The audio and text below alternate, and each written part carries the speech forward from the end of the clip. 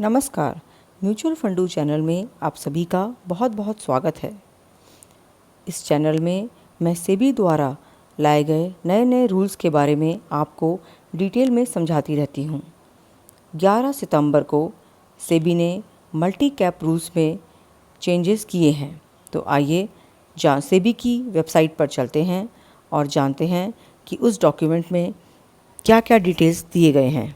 11 सितंबर यानी कल को सेबी ने म्यूचुअल फंड्स के रेगुलेशंस के रिगार्डिंग एक नया डॉक्यूमेंट जारी किया जिसका सब्जेक्ट है asset allocation of multi cap funds. तो जैसा कि हेडिंग से ही पता लग रहा है कि जो मल्टी कैप फंड्स हैं उस कैटेगरी में उन्होंने असेट एलोकेशन को चेंज किया है, उसमें कुछ मॉडिफिकेशंस लाए हैं। तो आइए अब हम इस आर्टिकल को डिटेल में समझते हैं। पॉइंट नंबर 1, सेबी ने 6 अक्टूबर 2017 को एक गाइडलाइंस जारी करी थी regarding categorisation and rationalisation of mutual fund schemes. इन गाइडलाइंस में उन्होंने सभी म्यूचुअल फंड्स स्कीम में स्ट्रिक्ट नॉर्म्स स्टेट किए थे। फॉर एग्ज़ाम्पल, जो लार्ज कैप कैटेगरी है वो सिर्फ फर्स्ट जो 100 स्टॉक्स हैं एज़ पर मार्केट कैपिटलाइजेशन उसमें अपना 80% अमाउंट इन्वेस्ट कर सकती है।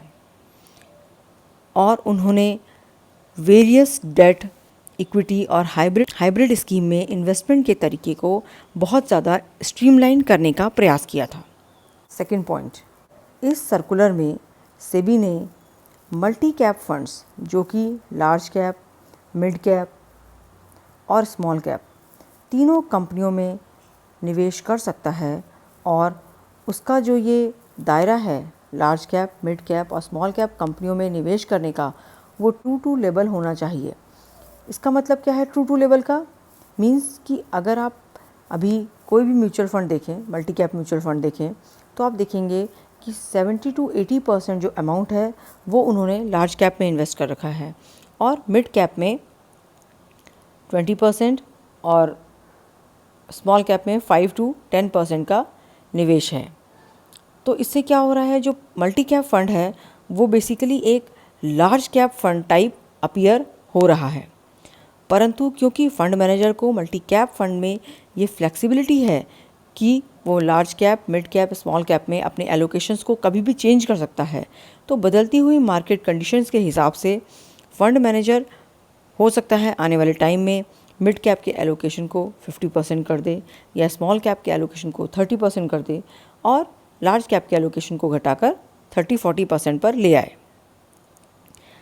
परंतु इस सर्कुलर के द्वारा सेबी ने जो एक फ्लेक्सिबिलिटी फंड मैनेजर के पास थी थोड़ा सा ट्वीक करने की कि वो कब लार्ज कैप में इन्वेस्ट करे, कब मिड कैप में और कब स्मॉल कैप में, उसको उन्होंने डिफ़ाइन कर दिया है, रिस्ट्रिक्ट कर दिया है फंड मैनेजर की आज़ादी को। नए रूल्स के according multi cap mutual fund category में मिनिमम फंड्स जो इक्विटी और इक्विटी रिलेटेड इंस्ट्रूमेंट्स में किया जा सकता है वो 75% ऑफ टोटल असेट्स है। पुराने रूल के अकॉर्डिंग ये 65% था, परंतु इस 75% में अब कंडीशन लगा दी गई है जो पहले नहीं थी।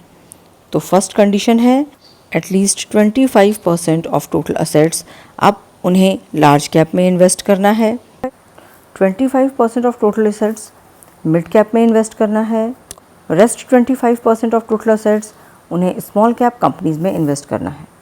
तो इन तीनों को अगर हम टोटल कर दें तो ये 75% हो जाता है और बचा हुआ जो 25% है वो अपनी तरफ से fund manager large cap, mid cap या स्मॉल कैप कंपनीज में लगा सकता है। तो पहले फंड मैनेजर के पास 100% फ्लेक्सिबिलिटी थी जिसको अभी 25% पर रिड्यूस कर दिया गया है। जितने भी एग्जिस्टिंग मल्टी कैप फंड्स हैं उन्हें इस कंप्लायंस को कंप्लीट करने के लिए जनवरी 2021 तक का टाइम दिया गया है। आपकी जानकारी के लिए मैं आपको बता दूं कि हर 6 महीने के अंतराल में एम्फी जो है वो अपनी वेबसाइट पर लार्ज कैप, मिड कैप और स्मॉल कैप कंपनियों की एक लिस्ट पब्लिश करता है। तो अब जो नेक्स्ट लिस्ट पब्लिश होगी वो अराउंड जनवरी 2021 के आसपास होगी। तो सेबी ने करीब 1 महीने का टाइम दिया है कि जो नेक्स्ट लिस्ट पब्लिश होगी उसके 1 महीने के अंदर अंदर जो ये परसेंटेज का कंप्लायंस मैंने आपको ऊपर बताया उसे कंप्लीट करना होगा। 6 अक्टूबर 2017 को जो सर्कुलर जारी किया गया था, बाकी सभी चीज़ें जो हैं वो उसी के रूल के अकॉर्डिंग फॉलो की जाएंगी। तो अगर आपने मल्टी कैप फंड में निवेश कर रखा है तो आप सतर्क हो जाएं, सजग हो जाएं, क्योंकि आपके फंड में कई तरह के चेंजेस आ सकते हैं। सबसे पहले आप अपने फ़ंड की वेबसाइट पर जाएं और वहाँ पर फैक्ट शीट चेक करें। सितंबर या अगस्त 2020 जो भी आपको वहाँ पर पब्लिश मिल जाती है, उस फैक्ट शीट में आपको ये पता लग जाएगा कि आपके फ़ंड में कितना परसेंटेज लार्ज कैप का है, कितना स्मॉल कैप का है और कितना मिड कैप का है।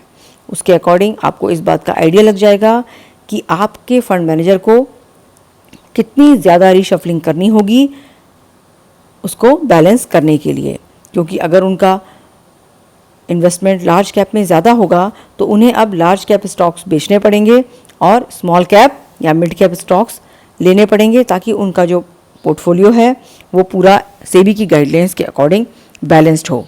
तो आप प्लीज़ अपने इन्वेस्टमेंट्स को चेक करिए और एक कॉल लीजिए कि आपको इसमें इन्वेस्टेड रहना है या फिर अब आपके रिस्क एपेटाइट को देखते हुए इसमें से निकलने का वक्त आ गया है। मैं इस वीडियो को यहीं विराम देती हूँ।